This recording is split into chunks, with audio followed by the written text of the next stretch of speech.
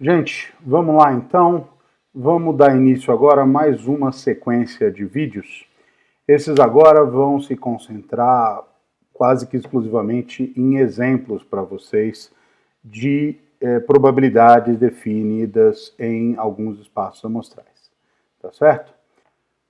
Nós vimos até agora, só para a gente lembrar rapidamente, que uma probabilidade em um espaço amostral S é simplesmente uma maneira de associar a cada evento A do nosso espaço amostral um valor real, P de A.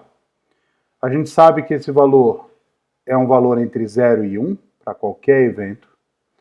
A gente sabe que a probabilidade do espaço amostral inteiro tem que ser 1, e que se a gente pega eventos mutuamente exclusivos, que são esses eventos que não podem acontecer ao mesmo tempo, então a probabilidade da união tem que ser a soma da probabilidade.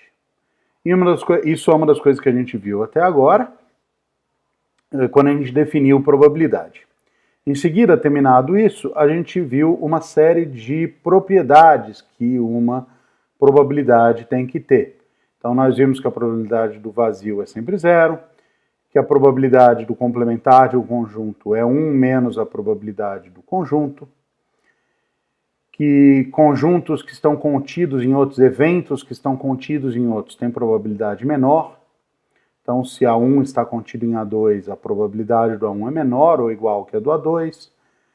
Que quando eventos não são mutuamente exclusivos, a maneira de calcular a probabilidade da união é essa, onde nós somamos as probabilidades e depois retiramos a probabilidade da interseção, e que, de modo geral, para eventos não mutuamente exclusivos, a probabilidade da união é de fato menor ou igual à soma das probabilidades.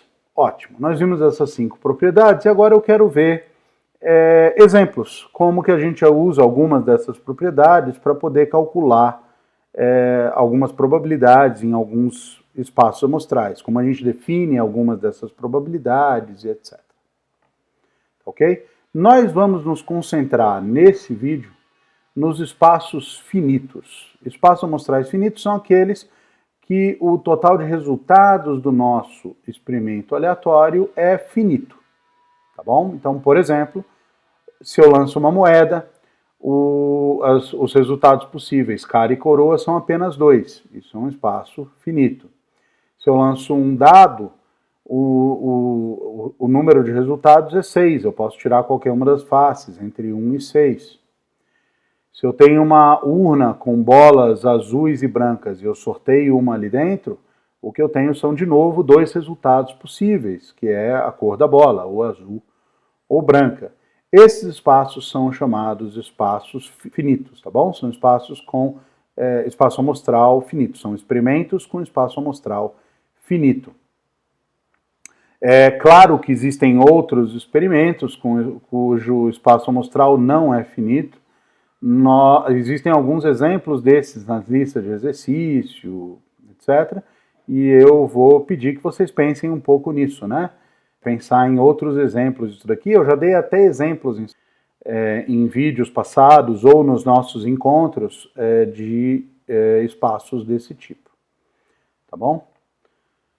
Vamos lá, o que acontece quando nós temos um espaço amostral finito? Por que isso é importante para a gente? Por que isso é interessante para a gente? Tá? O que acontece com um espaço desse tipo é que eu posso decompor ele, separar esse espaço nos seus resultados individuais, desse jeito. Eu posso separar o S1, eu posso separar o S2 e colocar todos eles em eventos separados.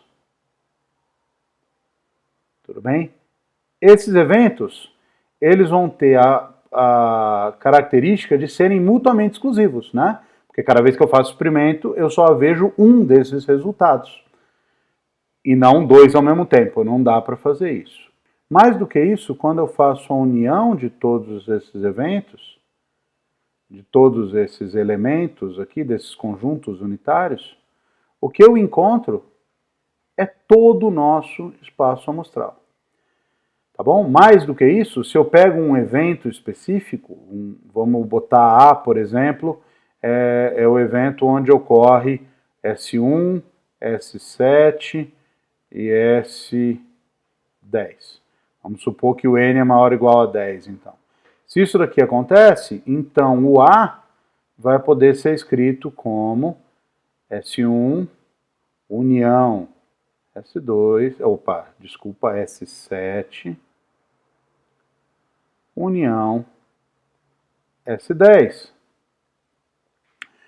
E isso tem uma vantagem para a gente, isso mostra para a gente que eu posso, se eu conseguir definir as probabilidades desses elementos individuais, desses conjuntos, desses eventos unitários, eu consigo calcular a probabilidade de qualquer outro evento, certo? Porque significa que a probabilidade do A, por exemplo, seria simplesmente a probabilidade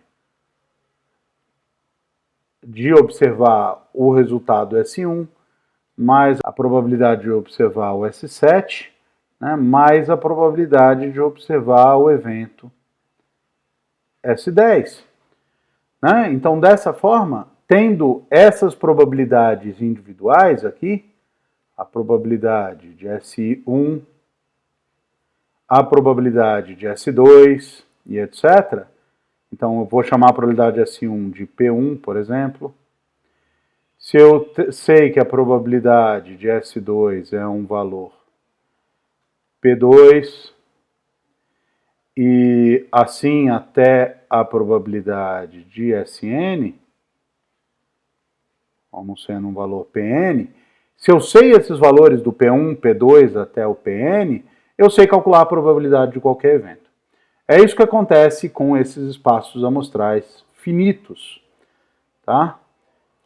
Então, eu posso pegar um evento desses, individual, SI, e falar que a probabilidade dele é um certo PI.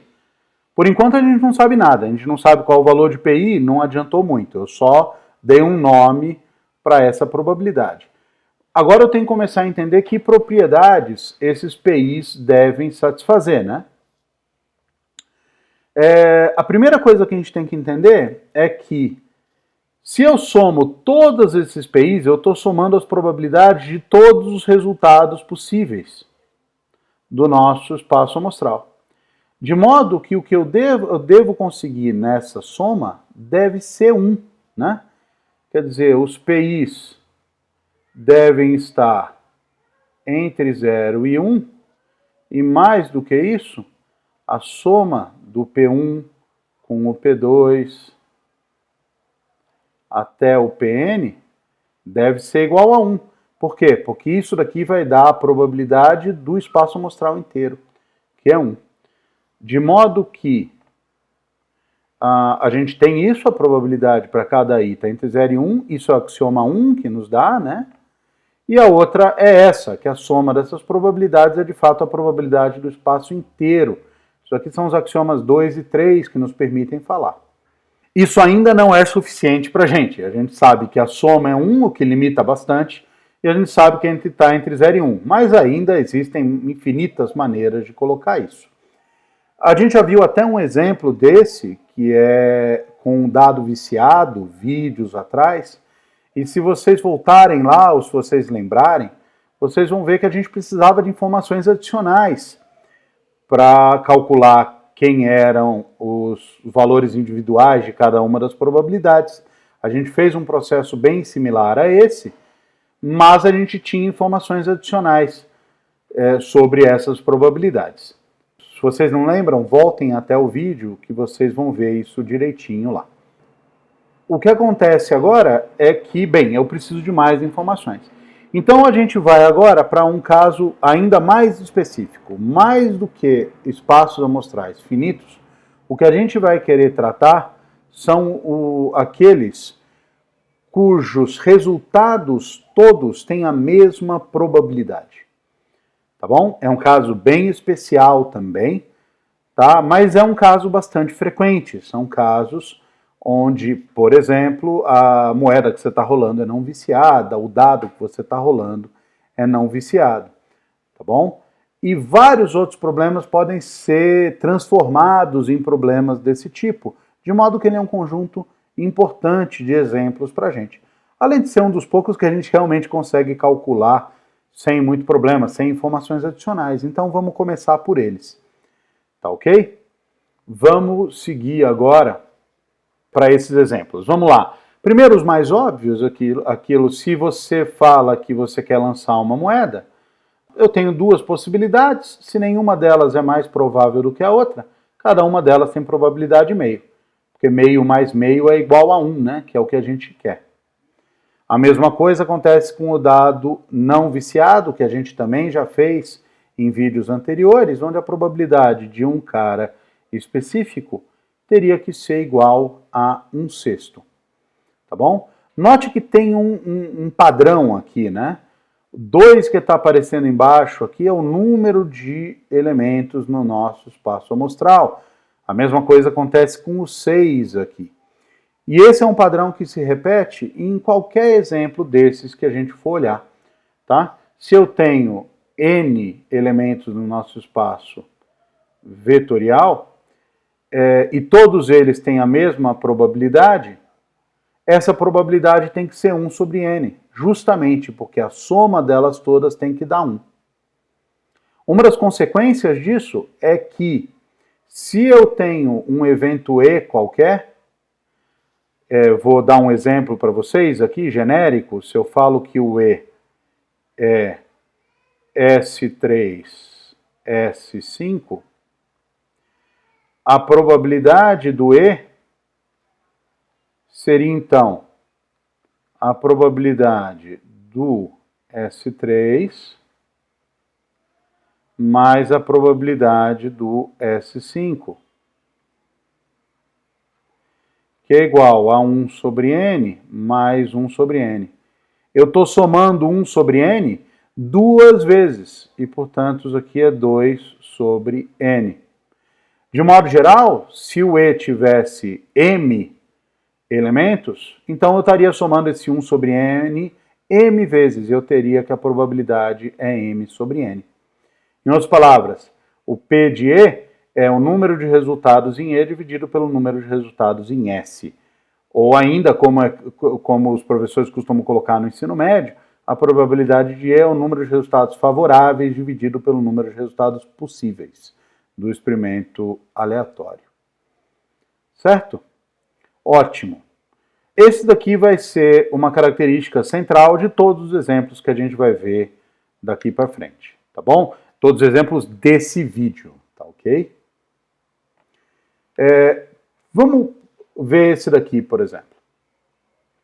O quadro das medalhas obtidas por Argentina, Brasil e Colômbia nas Olimpíadas do Rio de 2016 está representado aqui nessa tabela, tá bom? Então, por exemplo, o Brasil conseguiu 6 medalhas de prata, enquanto a Colômbia teve 3 medalhas de bronze. E, bem, esses são os dados todos aqui. Tá? Uma dessas medalhas é selecionada ao acaso.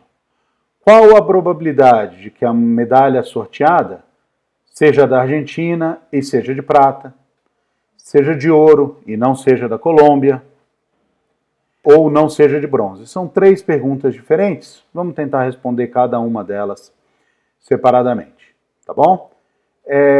Vamos devagar. Primeiro, eu quero saber como que a gente faz para resolver esse problema daqui. Como é que a gente estabelece aqui quem é o nosso espaço amostral, como que a gente vai definir essa probabilidade? Bem, você poderia tentar pensar que o espaço amostral lista apenas as características da moeda que você está tirando, como se ela é de bronze e que país recebeu aquela moeda, ou se ela é de prata e veio do Brasil, etc. O problema da gente fazer isso é que, nesse caso específico, não é razoável dizer que todos os eventos têm a mesma probabilidade. Nota que eu tenho muito mais medalha de prata do Brasil do que medalha de ouro da Argentina. De modo que essas coisas não seriam iguais. A maneira da gente resolver esse problema, e você ter isso daqui, um espaço realmente com probabilidades iguais, que é o que a gente chama, inclusive, eu não botei o nome ainda, de espaço equiprovável, é que a gente determine o espaço amostral como a coleção das medalhas. Tá? Eu separo cada uma dessas 3 medalhas de ouro da Argentina uma medalha diferente. Tá? E aí eu posso enumerar essas medalhas. Medalha 1, medalha 2, até a medalha... Bem, quantas medalhas tem aqui, gente? 3 mais 7, 10, mais 3 dá 13. 6 mais 2 mais 1 são 9. Aqui são 9 de novo, então são 31 medalhas no total, né? Eu tenho 31 medalhas no total. Então eu enumero as medalhas até M31. E está resolvido o meu problema. Meu espaço amostral são as medalhas enumeradas. Tá? Eu sei aqui que eu posso enumerar do jeito que eu quiser. Eu posso falar, por exemplo, que eu vou enumerar por linha. Então, essas 3 são as 3 primeiras, essa daqui é a 4ª medalha, daí a 5ª medalha começa aqui em uma das do Brasil de ouro e segue assim. Mas isso vai ser, vocês vão ver agora, isso vai ser mais ou menos irrelevante para a gente. Tá? A ideia, portanto, é que, bem, o S tem um total de 31 elementos, de modo que a probabilidade de um evento E qualquer, de qualquer evento E, vai ser o número de elementos em E dividido por 31, que é o número de elementos em S. Isso vai acontecer de modo geral, né? Então vamos lá, vamos ver quais são os eventos que a gente está trabalhando. Aqui eu estou falando num evento A, que é o evento medalha da Argentina e de prata. Ótimo. Qual é o tamanho do evento A? Quantos elementos ele tem aqui? Bem, a Argentina, a prata, é um cara só, né? É só esse daqui. Deixa eu até... É só esse daqui. Portanto, o A só tem 1. O que significa que a probabilidade do A é 1 sobre 31. Ótimo. O mesmo acontece com os outros, né? Então, se eu faço aqui um evento B, que é medalha de ouro não da Colômbia,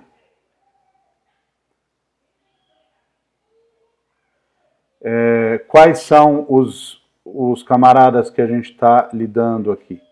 Eu quero qualquer medalha que seja de ouro, então eles são os caras daqui, eu vou até botar em outra coisa, né? Eu quero saber quem é o de B. Eu quero de ouro, então eles vão estar aqui nessa coluna, que não sejam da Colômbia. Então vai ser as de ouro do Brasil e as de ouro da Argentina. Então o B vai ter um total de 10 medalhas, que vai dar para a gente que a probabilidade do B é 10 sobre 31. E se eu olho agora para o evento C, que é não bronze, quer dizer, a medalha não é de bronze, eu estou falando das medalhas que são de prata ou de ouro, né? Então, eu posso escrever C como sendo a união de medalhas de prata com medalhas de ouro. P vai ser medalhas de prata. O vai ser o evento medalha de ouro. Né? Olha lá. O P, a gente já tinha visto aqui, é esse negócio daqui. São 9 elementos. Então, são 9 elementos. Então, a probabilidade do P... Ficou meio ruim essa notação minha, né? Eu vou chamar de PR, que é prata. Tá? A probabilidade desse evento PR daqui, que é prata, ela vai ser igual A quanto? A 9 sobre 31. A probabilidade do evento O, que é a medalha de ouro, vai ser 13 sobre 31, porque o evento O tem 13 medalhas, né? São 13 resultados possíveis. E a probabilidade do C vai ser a soma, né? Por que isso? Porque, de fato, esses eventos prata e ouro não podem acontecer ao mesmo tempo. A medalha não tem duas cores, ou ela é de prata ou ela é de ouro. De modo que é 9 sobre 31 mais 13 sobre 31. E aí a gente resolve, vou mudar de cor para ficar claro para vocês. O P de C é 22 sobre 31. Né? Está resolvido o nosso problema. Ok. Vamos lá, gente. Nós temos agora um outro problema clássico simples. Nós estamos jogando dois dados equilibrados. Equilibrados significa não viciados, né? E eu estou observando o número das faces que estão voltadas para cima quando eu rolo o dado. Tá bom? O espaço amostral, a gente pode descrever esse espaço como todos os pares de resultados possíveis dos dados, né? Então, um par, por exemplo, 2, 3, significa que o primeiro dado rolou 2 e o segundo rolou 3. Então, nós temos o espaço amostral formado por esses elementos que estão aqui. E, de fato, é fácil de ver aqui, nós temos 6 vezes 6, 36 elementos possíveis, tá? Essa daqui é uma maneira mais descritiva de escrever, são todos os pares IJ, onde IJ são números entre 1 e 6 aqui. Se eu olho, por exemplo, para o evento A, que é o evento onde a soma dos números é 5, bem, eu posso escrever esse evento A para mim, para a gente aqui, como identificando os elementos dele, os resultados dele, que são 1, 4, se o primeiro dado foi 1, o segundo tem que ser 4 para que a soma seja 5, se o primeiro é 2, o segundo é 3 e assim por diante. Esses são os 4 únicos resultados cuja soma é 5, né? E, portanto, a probabilidade do A vai ser simplesmente 4 sobre 36, que é a mesma coisa que 1 sobre 9, correto? Ótimo. Feito. Então, P de A é exatamente 4 sobre 36. Vamos pegar um outro evento agora. Vamos pegar o evento de que o menor dos números é igual a 2. Quem é esse evento? Vamos identificar esse evento aqui do lado. Bem, um 1 nem tem um 2. A primeira coisa é que, se o menor dos números é 2, um deles tem que ser 2. Então, ou está aqui nessa coluna, ou está nessa linha daqui. Então, um 1 não pode ser, mas um 2 pode ser. Só que o menor dos números é 1, então não é. 2, 2. Bem, eu tenho 2 e 2, os dois são iguais, de modo que, sim, o menor é 2. Né? 3, 2 também, o menor é 2, 4, 2, 5, 2, 6, 2. Em todos eles, o menor é 2. Né? Os outros que tem 2 estão aqui, né? O 2, 1 não, porque o menor é 1, mas nos outros sim. De modo que, se a gente contar aqui direitinho, eu tenho 9 resultados possíveis, né? Eu tenho 9 resultados possíveis. E com isso, a probabilidade do B é igual a 9 sobre 36. E está resolvido o nosso problema, bastante simples, né? Eu acho que já está claro agora que esses problemas eles são realmente simples e que a maior dificuldade que eles podem envolver são contar os conjuntos que você está lidando. Então vamos fazer alguns exemplos desses daqui, tá bom? Vamos ver um exemplo bom aqui para nós. Eu tenho 3 bolas diferentes que são colocadas em 2 urnas também diferentes. Qual a probabilidade de que todas as urnas estejam ocupadas? Bem, esse problema não está completo. Para isso, a gente precisa fazer uma hipótese aqui. Essa hipótese está subentendida, né? Porque sem ela eu não consigo fazer nada. Então ela fica meio subentendida. Mas a hipótese é que essas bolas são colocadas meio que ao acaso, de modo que qualquer distribuição das bolas nas urnas deve ter a mesma probabilidade. Tá bom? Então esse espaço seria equiprovável. Então o que a gente tem que fazer é identificar o espaço amostral, primeiro, para começar, para depois identificar o evento e contar essas coisas. Vamos lá. S vai ser o nosso espaço amostral. Como que eu posso representar o S? Bem, tem várias formas de fazer isso, mas se eu estou colocando as bolas em urnas diferentes, eu posso marcar um resultado desse experimento simplesmente marcando em que urna cada bola foi colocada. Eu teria então alguma coisa tipo B1, B2, B3, são 3 números. É um trio de números, onde cada um desses números identifica uma urna. Como são 2 urnas, ele pode ser 1 ou 2. Tá bom ou não? Esse é um bom espaço amostral, quer dizer, são todos os trios de números desse conjunto. Então, por exemplo, vou colocar exemplo.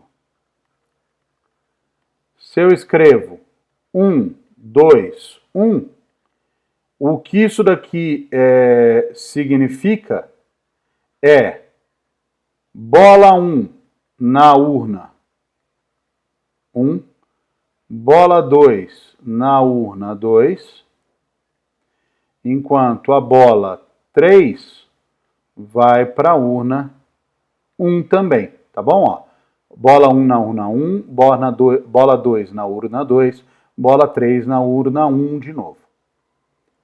Tá feito? Ótimo, maravilha. Nós temos aqui o que a gente está querendo, tá bom? Vamos contar aqui o S pra gente. O S ele tem de fato quantos elementos? Bem, não é muito difícil, né? Eu escolho para onde vai a bola 1, é uma sequência de decisões, né? Eu decido para onde vai a bola 1, depois eu decido para onde vai a bola 2, depois eu decido para onde vai a bola 3. A bola 1 pode ir para 2 urnas diferentes, eu tenho 2 possibilidades de escolha. Para cada escolha que eu possa fazer da posição da bola 1, eu tenho 2 escolhas para a bola 2, e eu tenho, de fato, 2 escolhas também para a bola 3. E, portanto, o princípio multiplicativo diz para a gente que nós temos 2 vezes 2 vezes 2 igual a 8 possibilidades aqui. Ótimo. Eu quero agora o evento A, que é o evento que ele quer que a gente calcule, que é todas as urnas estão ocupadas.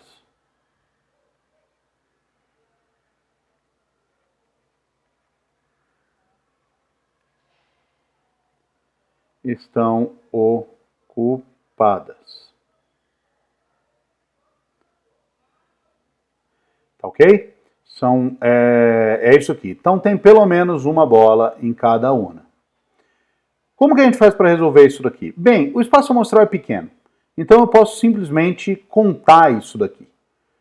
Tá? Mas eu vou tentar dar uma solução para a gente que seja mais geral. Porque contar isso daqui, se eu tivesse um problema com, por exemplo, 10 bolas distribuídas em 5 urnas, ficaria impossível. Eu teria um espaço amostral muito grande, tentar repetir esse espaço seria muito complicado, né? Tentar contar as coisas no espaço seria muito complicado. Eu deixo vocês contarem, vocês podem tentar contar e confirmar que vai dar certo, mas vamos tentar fazer isso daqui de outra forma. Tá?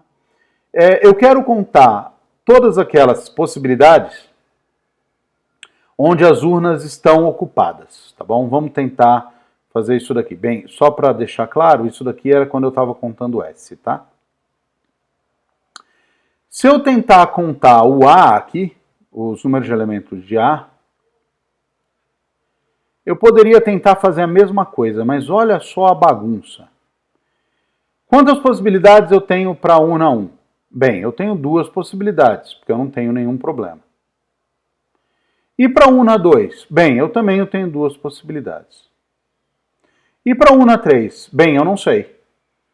Depende, né? Se as urnas 1 e 2 forem diferentes, a bola 1 for para uma urna e a bola 2 for para outra, aí eu tenho duas possibilidades para B3. Se a bola 1 foi para uma urna e a bola 2 foi para a mesma urna, aí não, aí eu tenho que colocar a B3 numa urna separada, porque, então, aqui, né, porque eu quero que todas as urnas estejam ocupadas, de modo que isso daqui não está funcionando para a gente. Eu não sei quem é isso daqui, de modo que isso aqui não está funcionando. O que eu vou tentar fazer é uma outra coisa. Eu vou tentar contar o complementar disso daqui. O complementar disso daqui é, vamos lá, se o A é todas as urnas ocupadas, o A complementar é alguma urna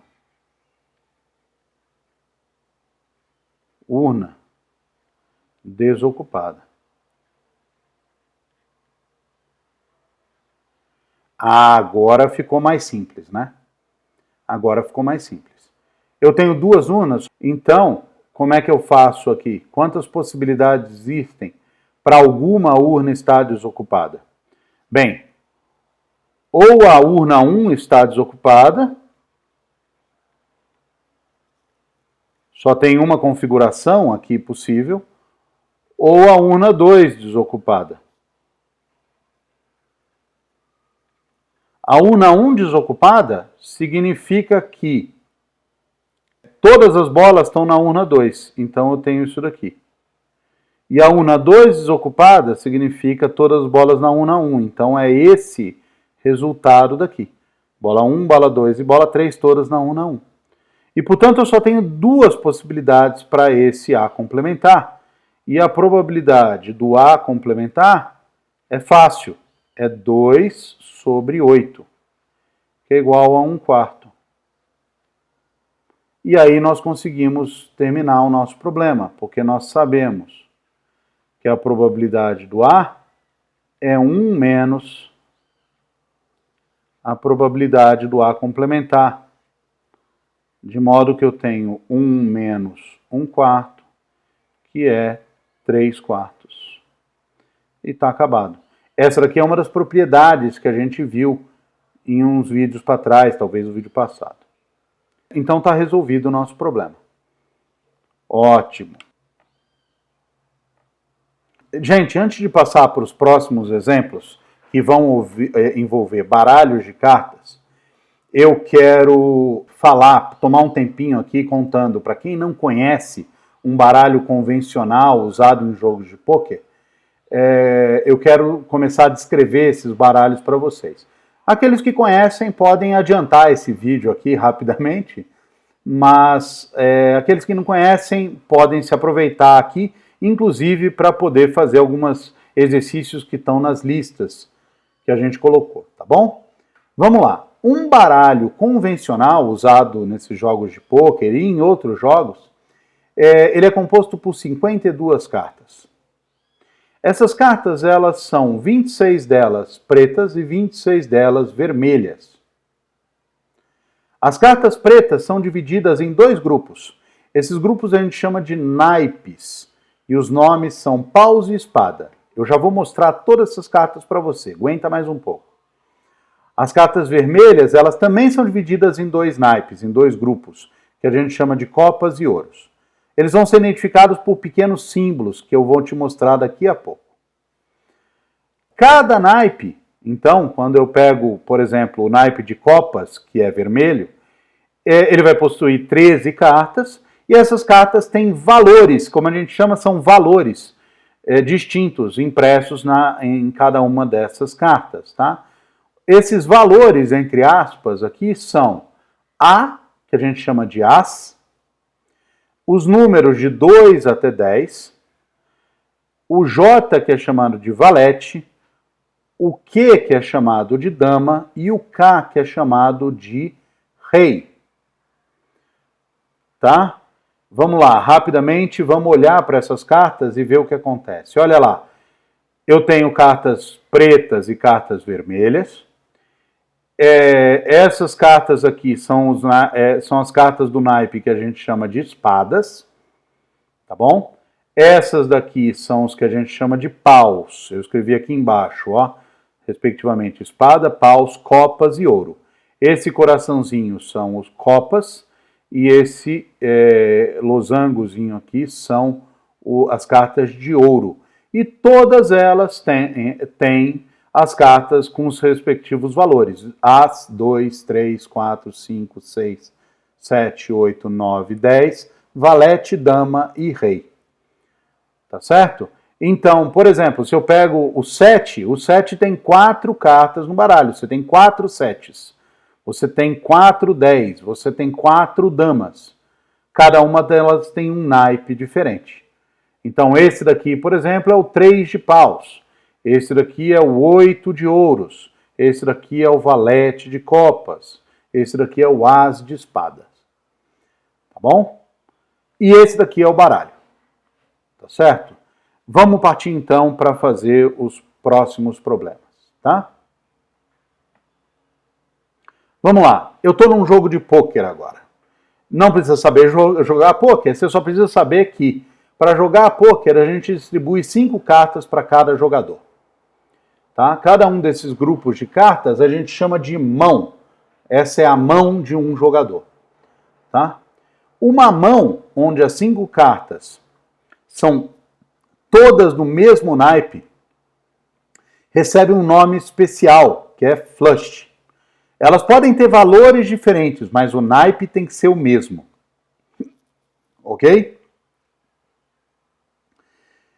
Tá bom, vamos assumir que todas as mãos em um jogo de pôquer são igualmente prováveis quando eu distribuo essas cartas para um jogador, tá? Então, ao distribuir as cartas para um jogador, qual a probabilidade de eu receber um flush? Vamos lá, gente. A única dificuldade aqui é contar as coisas, tá bom? Vamos, o primeiro passo agora é identificar claramente o espaço amostral, né?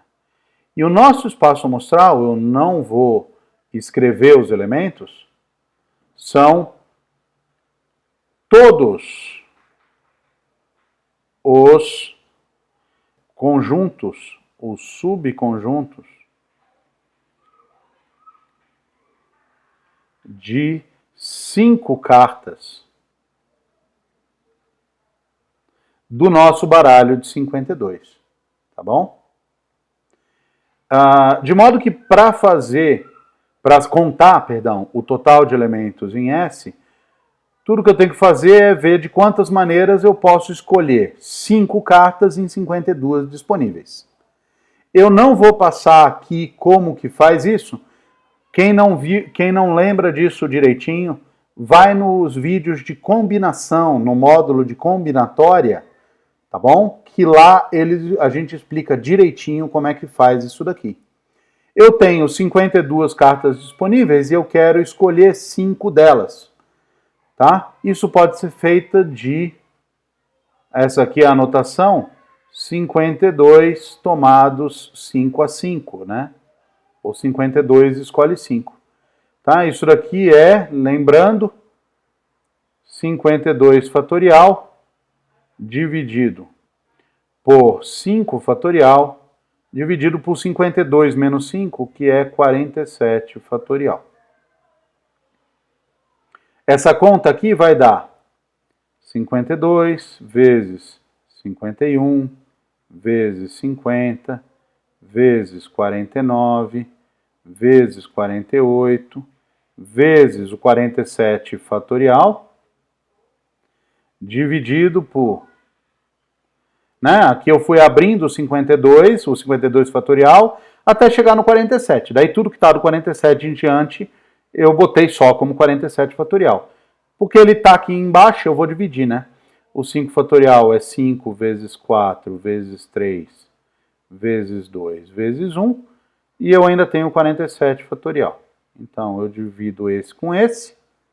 E agora eu posso começar a dividir as coisas, né? O 5 divide aqui, dá 10. O 4 eu posso dividir no 48, vai dar 24. Eu divido o 2 nesse 24 também, sobra 12. Eu divido o 3 nesse 12, sobra 4. Tá bom? Então, fazendo essa continha aqui toda, vão ser, deixa eu tirar esse 4 daqui, colocar ele aqui em cima, né, no lugar do 48. O que eu tenho é essa bagunça aqui, 52 vezes 51 vezes 10 vezes 4 vezes 49. Bem, vocês fazem essa conta, mas o total aí, se eu não calculei isso errado, eu acho que não, dá 2.598.960. Tá bom? Feito, gente. Eu quero saber então agora o flush. Então, o evento A é o evento a mão sorteada é um flush. É um flush significa tem todos os naipes iguais, né?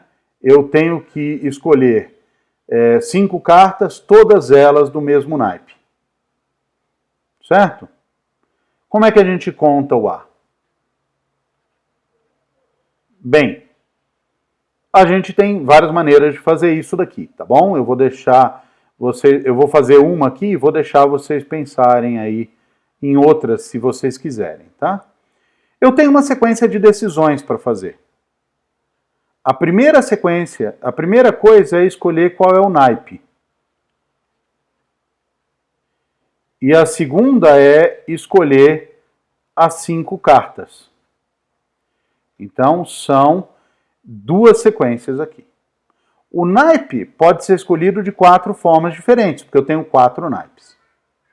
Uma vez que eu escolhi o naipe, lembrando aqui, ó, eu escolhi um naipe, se eu escolho, por exemplo, paus, eu tenho 13 cartas possíveis aqui no naipe de paus.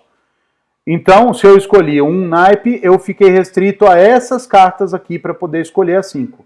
Então, eu tenho 13 cartas e eu quero escolher 5 nessas daí. Isso pode ser feito de quantas formas? Bem, mesma coisa, eu posso fazer isso de 13 tomados 5 a 5. Tá bom, então eu escolho um naipe de 4 formas e para cada naipe escolhido eu posso escolher as cartas dessa quantidade de formas aqui. Então eu tenho 4 vezes 13, 5 a 5. Eu vou deixar vocês fazerem essa conta, tá bom? Mas é 4 vezes 13 fatorial dividido por 5 fatorial e 8 fatorial, e isso vai dar um total, que eu espero que eu tenha acertado, de 9.216 possibilidades. Ok? Então, isso resolve o nosso problema. Eu vou escrever a nossa solução aqui no canto. A probabilidade de eu conseguir um flush, que é esse evento A, vai ser 9.216 dividido por aquele 2.598.960. E tá aí. Essa é a nossa probabilidade aí. Vocês podem, quiser dividir, preferir o númerozinho bonitinho em decimal, dividam isso daí, mas isso daqui é o número que a gente quer. Tá bom? Vamos para mais um exemplo também envolvendo o pôquer agora. Ótimo, vamos continuar aqui com esse pôquer na nossa vida. E eu vou explicar mais uma coisa aqui pra gente, que é quando a mão de um jogador é formada por 5 cartas de valores consecutivos, a gente vai dizer que esse jogador tem uma sequência. Tá certo? Então, uma sequência é simplesmente 5 cartas de valores consecutivos. Para deixar bem claro o que são valores consecutivos, eu escrevi aqui embaixo, a ordem é essa daqui. O AIS vem antes do 2, que vem antes do 3, que vem antes do 4, segue os números. O 10 vem antes do valete, que vem antes da dama, que vem antes do rei. Tá certo?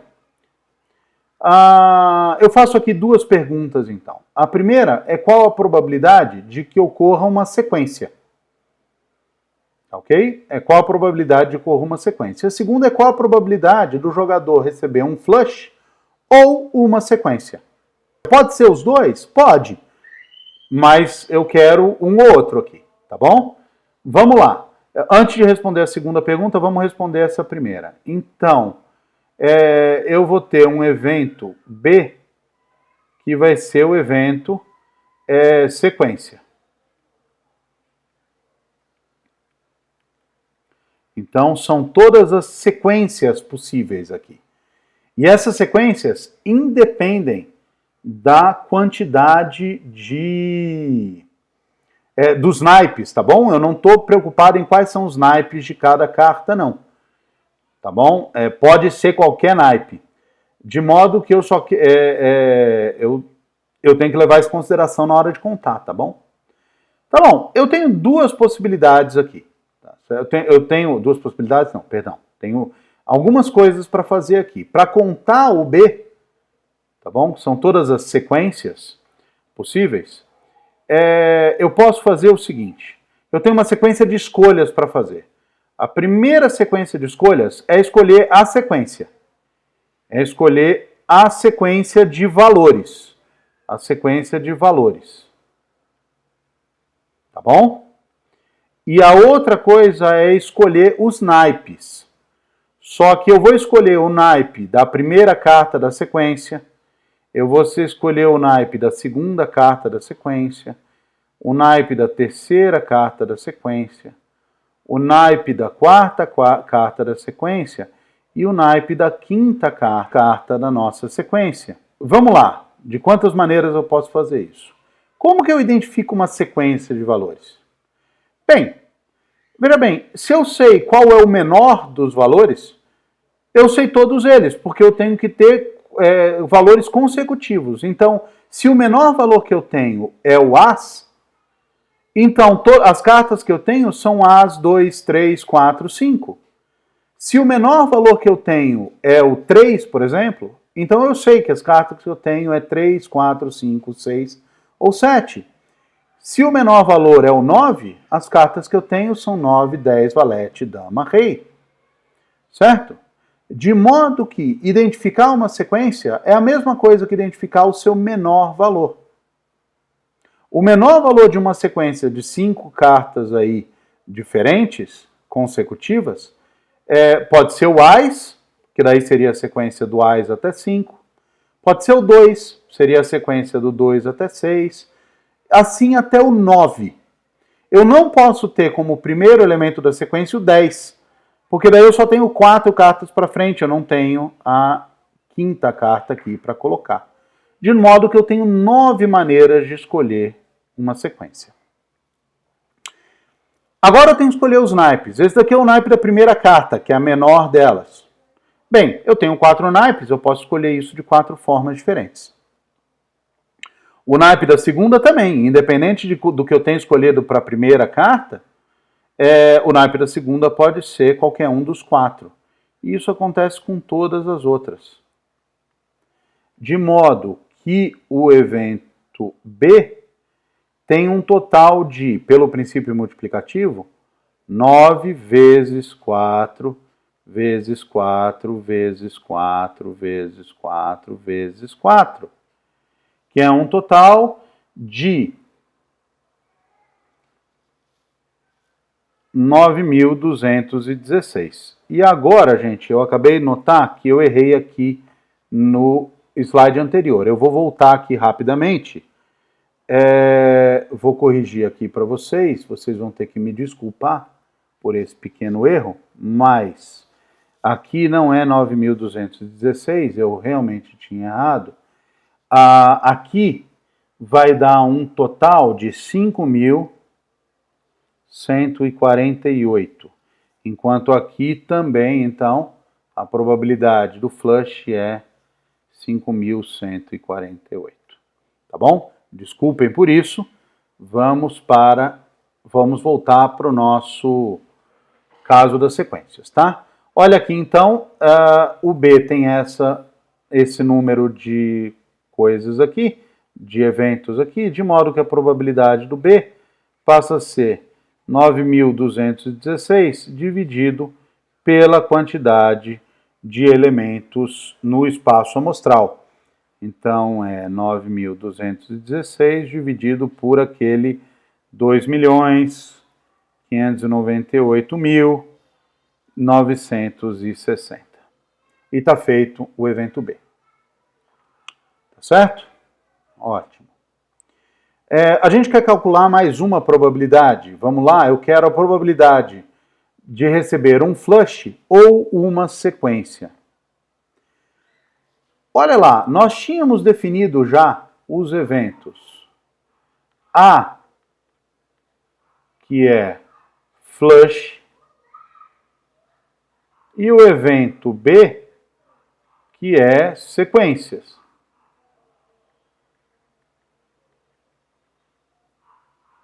De modo que o evento flush ou sequência é o evento A união B.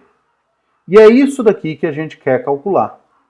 A gente sabe de uma das probabilidades, de uma das propriedades que a gente tem, que a probabilidade da união, ela é de fato a probabilidade de A mais a probabilidade de B, são valores que a gente já calculou, menos a probabilidade da interseção, a interseção B. De modo que, se eu conseguir calcular a probabilidade dessa interseção, a união está resolvida. Só que a interseção B, ele é o evento flush e sequência. Gente, flush e sequência significa que é uma sequência todos do mesmo naipe. Isso daqui é um flush, né? Tá bom? De modo que para contar o A inter B, para eu contar isso daqui, tudo que eu tenho que fazer é escolher primeiro a sequência de valores.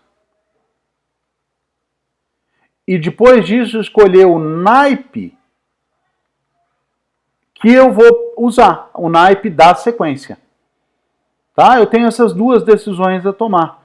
A gente já viu antes, o número de sequências de valores possíveis são 9, porque depende de qual o valor inicial, e pode ser qualquer coisa entre as e 9.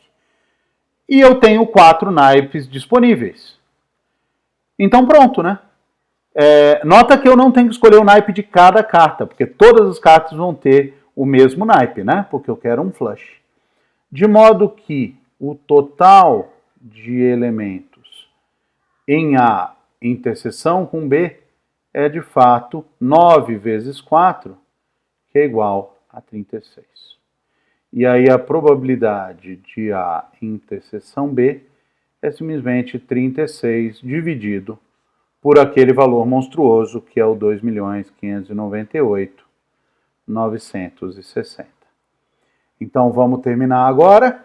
Quem é a probabilidade de eu tirar um flush ou uma sequência? É a probabilidade do A, que a gente já tinha visto como 5.148, dividido pelo tamanho de S, que é esse número gigantesco, mais 9.216 dividido pelo tamanho de S, menos 36 dividido pelo tamanho de S. E agora vocês podem fazer a conta aqui, vai dar então 14.328, vou deixar vocês fazerem essa conta, dividido pelo tamanho de S, que é o 2.598.960. E acabou o nosso problema. Vocês estão vendo que a parte mais difícil aqui é contar, é realmente escolher qual o evento que a gente tem que contar, qual é mais fácil da gente contar e como escrever o que a gente quer em função daquilo que a gente sabe calcular. É isso aí. Para terminar, então, eu vou deixar 2 desafios com vocês. Esse daqui já foi colocado um bem similar a esse nos vídeos de contagem, nos slides de fato de contagens, tá bom? Então vocês podem voltar lá para ver alguma dica sobre ele. Qualquer coisa também pode me perguntar, tá bom, gente? Numa festa, então, 4 convidados pegam os drinks servidos em copos idênticos. Em certo momento, os 4 vão dançar e deixam esses drinks numa mesa ali, no canto. O anfitrião vê aqueles copos ali e fala, alguém vai pegar esses copos aqui, é melhor eu devolver, né? Ele pega os copos e devolve para os 4 convidados. Tá bom? Como ele não sabe de quem é, essa distribuição fica ao acaso. Ele entrega cada copo para um sem saber se está entregando certo. A gente pergunta então qual é a probabilidade de que ele entregue os drinks de maneira que nenhum dos 4 convidados receba o drink que escolheu originalmente. Esse não é um problema exatamente fácil, por isso que eu estou colocando eles como desafio, tá bom? A dica aqui para vocês é que em algum momento vai passar por aquela fórmula de inclusão e exclusão, tá certo? É a única dica que eu vou deixar para vocês. Eu vou dar um outro desafio aqui para vocês, que é, eu tenho uma urna com 5 moedas. 2 delas são honestas. Outras 2 têm 2 caras, enquanto a última dessas 5 moedas tem 2 coroas. Eu vou escolher uma dessas moedas aleatoriamente e vou ver se é cara ou coroa. Eu estou falando de um espaço amostral do tipo, a princípio, cara e coroa só. Esse é um experimento de resultados igualmente prováveis? Tá bom? Mesmo que não seja, será que a gente consegue modelar isso daqui como um espaço, usando um espaço igualmente provável, e assim calcular a probabilidade de que o resultado seja coroa, por exemplo? Tá certo? Entenderam esse problema? Esse é ou não é um problema de espaço igualmente provável?